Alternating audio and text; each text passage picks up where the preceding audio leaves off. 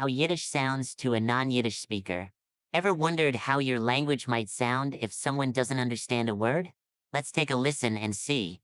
Flumka vicinikaltu milan parlar, shimanikto pangal mak plandal suimarkan talpal danbum lian shiliptal giran katarnish.